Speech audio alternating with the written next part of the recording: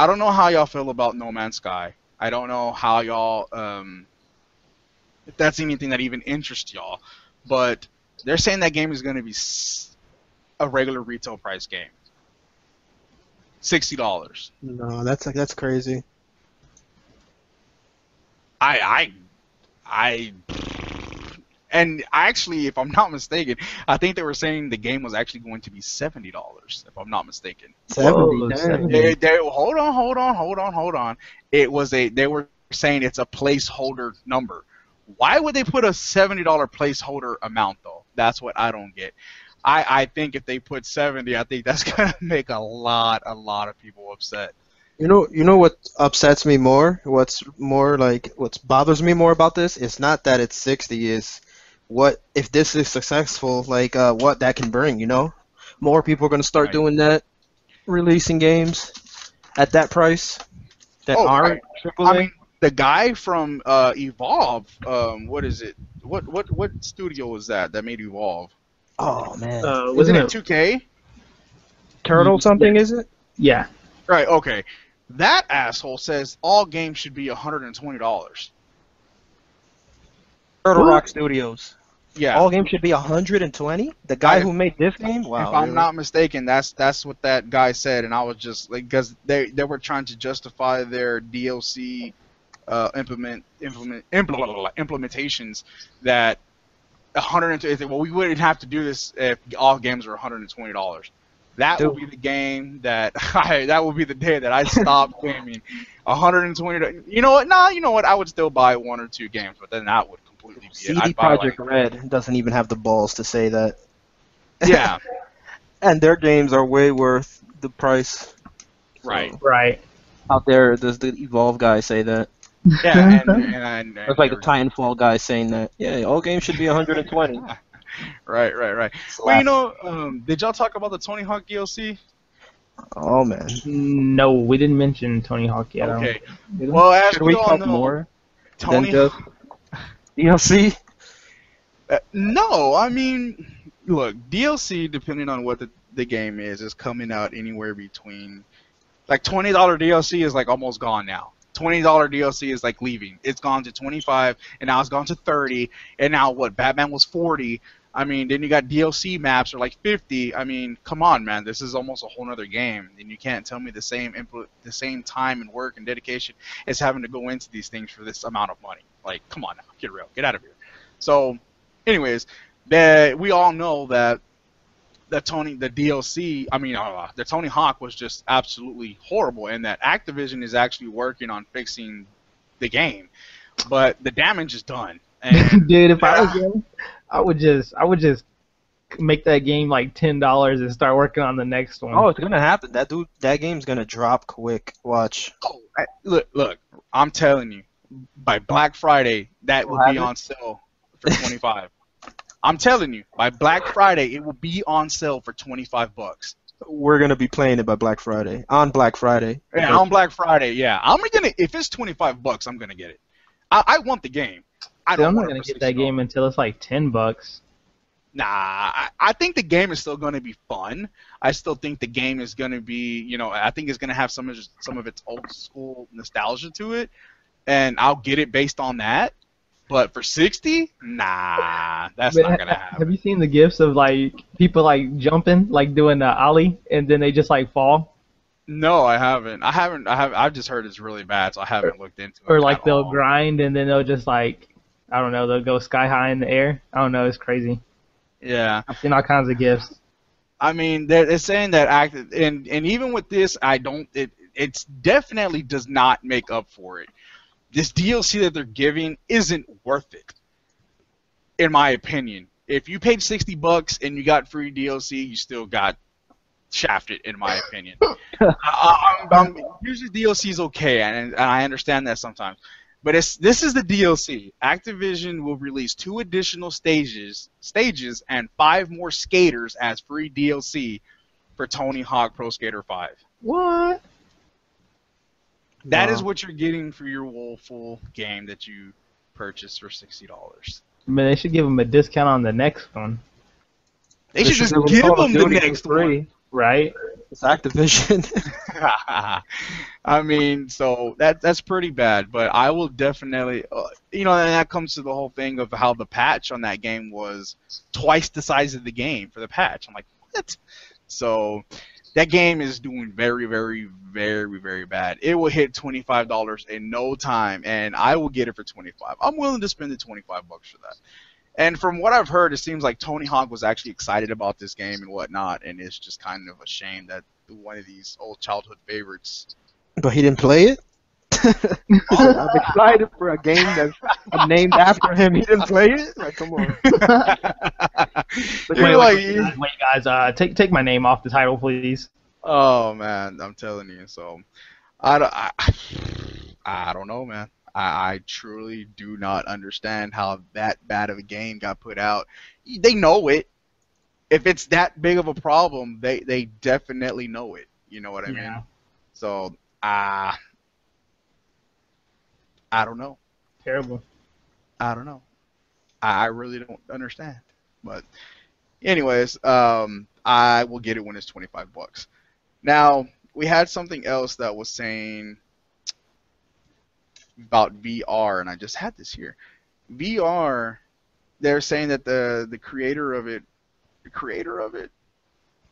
I can't remember who it was saying that the motion sickness for it, that there should be that there shouldn't be any motion sickness for the VR at all.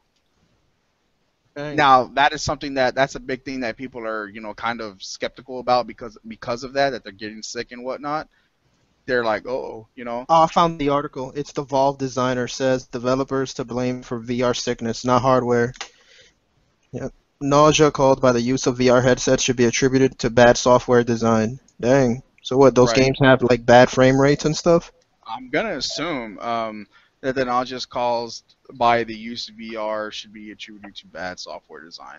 It says that the idea that VR makes people sick is quote unquote bullshit, adding that the hardware has matured to the point where there is no longer the cause of the issue. It says we have people come in who don't want to do demos. And it says in a party of 10 where there'll be someone who says, I'm going to be sick, I can't do this. The expectation is based on whether what they've seen before or they've heard. It says as consumers and people in the community hold developers to it, it says they shouldn't be making you sick. It's no longer the hardware's fault anymore. It's the developers making choices that are making you sick. Tell them you do not want that. Wow, that's crazy. It says now that there's 0%. It says according to the partnered with HTC, which I like HTC, that I think they're a good company, to create the Vive headset. According to Valve founder Gabe, y'all PC's lord, Gabe, 0% of people get motion sickness when using the Vive. That is refreshing to hear because I know that was a very big thing. Yeah. My wife has a hard time with the video games, just regular, because she starts getting dizzy from it. Like those little disclaimers, she's actually one of those people. Is it like especially the first person game? Right. Oh yeah, she don't play first person at all. I'm just like, yeah, it's not gonna happen. So that right there is very, very nice to hear. It says when you reach and you can interact with the world, your brain's buying into the system grows that much stronger. It says Vive units will be available to the public later this year, but only in a quote-unquote limited quantity. The wider Vive product launches is stated for between January and March. So that's pretty cool. Yep. That's really, really, really, really good to hear. Next in our little segment we got is 12 party chat for Xbox. A lot of people are getting the new Xbox UI system with all the wonderful bugs that it's having. And it's the 12 party chat, and some people are just like, it's no big deal. I don't think it's like that big of a deal, but it's the little things. And that's one of those little things that, especially when you are having a game night in Fog and you have 12 people in Warzone. Oh, Warzone. Exactly. That. What are you going to do when you can only talk to 8 people that you got 12 people in the game? Right. Yep. Hello? I don't know what you would do. Go to game chat maybe? Right. Oh yeah, I'm sure Game Chat is gonna support the 12 people because let's say like Warzone, it's 12 on 12, right? Yeah, Yep. dude. But What I also was having thinking a actually party for of 12 Warzone, randoms. dude, it's so easy to switch from party chat and game chat on the new UI. I was thinking like have like 3 teams of 4, and like during the actual games have like a party chat with like or 3 different party chats with the 4 people that are like gonna roll together, and then like after that you would switch to the game chat like while you're waiting to get into the next game. On the new UI. Yeah, I haven't messed with it that much yet. yeah, dude, it's super easy to switch from game chat and party chat, and it's quick too. Oh yeah, that's pretty cool. I have not gotten it yet, and a lot of the people that do have it are saying the bugs are out of this world. So Dude, the bugs are crazy. that's kind of creepy though, because I mean creepy. That's kind of scary because we got, yeah, I don't know. I was reading something, and because this is supposed to come out next month, you're talking about 30 days to get your shit together. I mean, how's that even possible? You know what I mean? Overtime. Man, nah. Gonna be a lot of hard resetting going on. Dude, they said that it's supposed to come. They're supposed to go to everyone that opted in for it in the next few days. Oh, really? Oh, well, I guess I'll get it here. I might just go turn that off. I'm just kind of scared. They said they're gonna do like waves, like every night or something. Even if Oh, you really? opt out now, though, they're gonna wipe your hard drive, right? So you better transfer everything over to your external. Wait, what? Yeah, even if you opt out now, even before the update is installed, it'll still wipe out your hard drive. Oh, wow. I mean, everything I have is on a freaking hard drive anyway, so I don't know. Anyways, that 12 party chat, I'm excited about that, and hopefully this beta, that hopefully all of you people that are in it are submitting feedback to get this fixed before this comes out. Just hopefully, just hopefully. Dude, one of the bugs was that it wouldn't let me do feedback because it wouldn't update my feedback app. Oh yeah. Oh my god. Yeah, that was happening to me last night. Huh. I think it's probably working now though because it let me update some other app, the preview app. Oh, okay. So Well, but next going into a little bit of Microsoft, we got this Tomb Raider year-long exclusive game, and some people were saying it's not long enough. I don't know where the hell they get that from, but they're saying that this Tomb Raider is going to be about 15 to 20 hours for this new Tomb Raider, Rise of the Tomb Raider.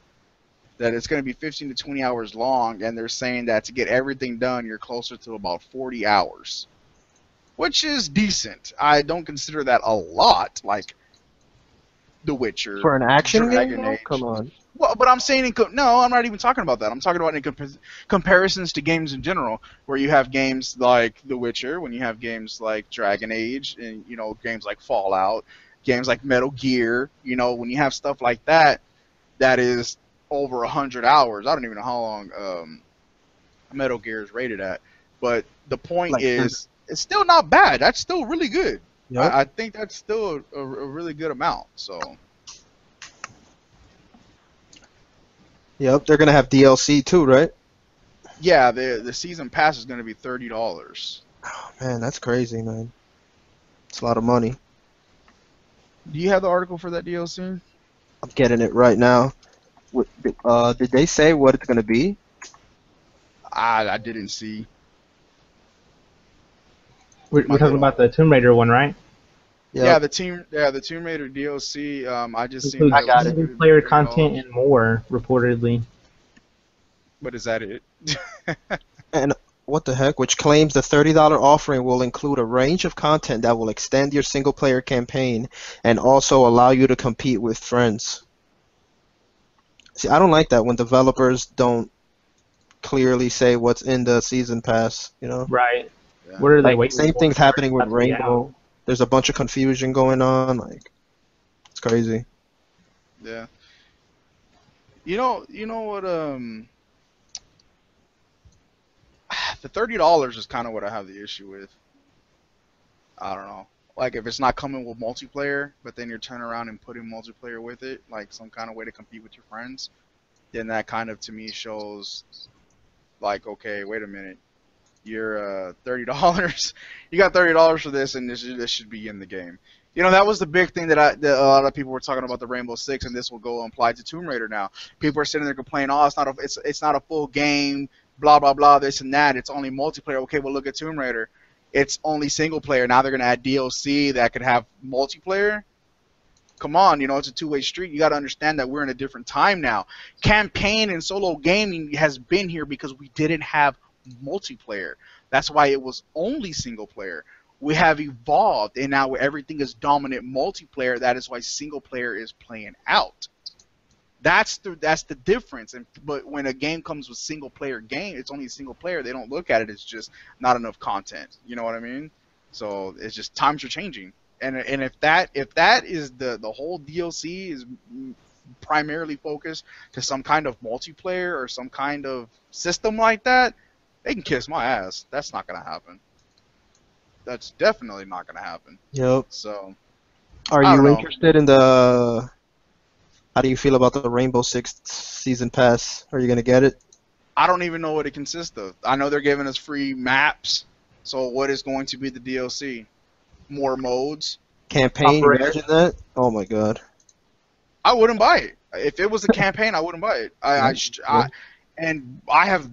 We have been on Rainbow Six. I'm telling you, if they put DLC as campaign, I will not buy it. Well, buy the DLC, you mean, right? Not the game. Right? No, the DLC, no, the multiplayer is going down. It's going down. That's happening day one. If I got to pay another $10 to get that shit 5 days earlier, I will pay it. That game, man, that multiplayer is unreal. But no, that right there, that I kind of feel is kind of half-assing it. I don't know what exactly is going on with Microsoft and that whole exclusivity deal. It sounds like both of them are just messing around with it, and it's really annoying. Like I don't know if it's just me, but it seems like this whole exclusivity thing that's going on right now between the battle of this console war horse shit is just too much. Like this whole thing of like, I'm getting a map a week early. Oh, I'm getting this a week early, and I'm just like back and forth nonsense. I'm like, first off, Sony needs to put out more of their own shit, and then Microsoft needs to continue to focus on their own shit, because by them continuing to focus on their own stuff, that is building a brand, just like PlayStation built their brand off their exclusives, and now they're not putting them out.